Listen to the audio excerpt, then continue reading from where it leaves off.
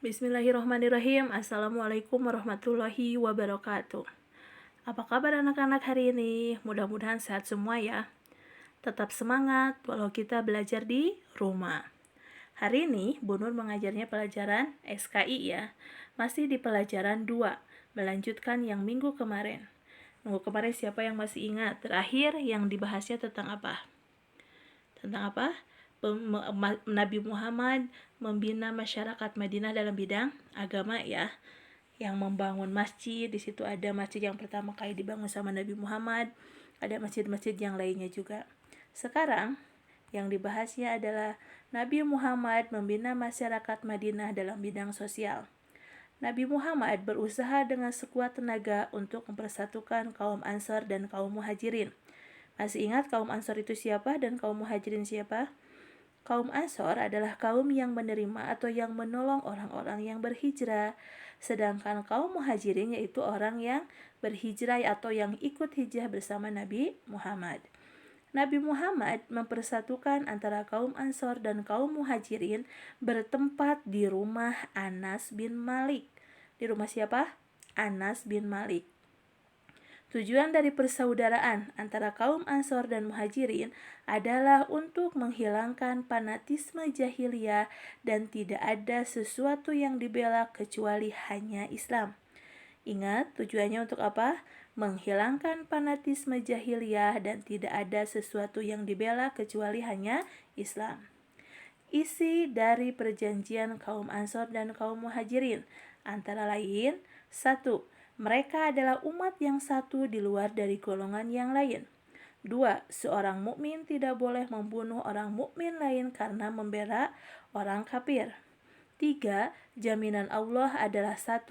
Orang yang lemah di antara mereka berhak mendapatkan perlindungan. Kalau lengkapnya ini baru sebagian ya. Yang selengkapnya silahkan dibaca-baca di buku paket halaman 29. Berikutnya sekarang, Nabi Muhammad membina masyarakat Madinah dalam bidang ekonomi. Keadaan ekonomi masyarakat Madinah sebelum kedatangan Islam dikuasainya oleh siapa? Orang-orang Yahudi. Kemudian disaingi oleh suku Aus dan suku Khazraj. Sejak dulu bangsa Yahudi itu pintar mencari berbagai sumber penghidupan dan mata pencaharian. Suku Aus dan suku Khazraj bersatu lagi dan tidak ada pertikaian setelah mereka memeluk agama Islam. Usaha Rasulullah dalam membina masyarakat Madinah dalam kegiatan perekonomian dalam mengusahakan perdagangan yang lebih kuat. Bagi kaum Muhajirin yang mempunyai keahlian berdagang, segera memulai untuk berdagang ke pasar. Sementara kaum Ansor segera menggarap lahan pertanian. Bagi kaum Muhajirin yang miskin dan tidak mempunyai keahlian, Nabi menyediakan tempat tinggal di salah satu serambi Masjid Nabawi. Nah, kemudian mereka yang tinggal di serambi itu dikenal dengan Ahlus Sufah. Dengan apa? Ahlus Sufah. Apa Ahlus Sufah itu? Orang yang berbantalkan pelana kuda untuk tidur. Ingat, Ahlus Sufah artinya apa? Orang yang berbantalkan pelana kuda untuk tidur. Rasulullah menerapkan beberapa aturan dalam berdagang. Yang ke-1 aturannya, dilarang bersumpah palsu ya. Nah, yang kedua, membantu yang membutuhkan. Jadi Rasulullah ketika berdagang selalu membantu yang membutuhkan. Yang ketiga, tidak boleh menggunakan riba, karena riba itu adalah haram ya. Kemudian, berdagang dengan benar dan jujur. Tidak boleh menimbun barang dan melakukan monopoli.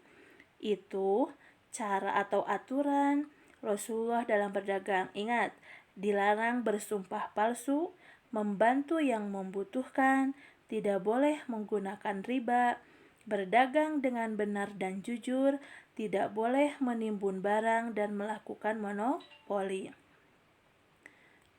Kemudian, sekarang Nabi Muhammad membina masyarakat Madinah dalam bidang pertahanan. Rasulullah menetapkan pertahanan yang utama dalam negara adalah iman atau akidah. Jadi apa pertahanan yang utama itu adalah iman dan atau akidah. Nabi Muhammad menetapkan sebuah dustur atau undang-undang dikenal dengan sebutan Piagam Madinah. Isi Piagam Madinah antara lain, orang yang bersalah akan dituntut dan dihukum, orang Yahudi akan bergabung dengan umat Islam dalam mempertahankan kota Madinah.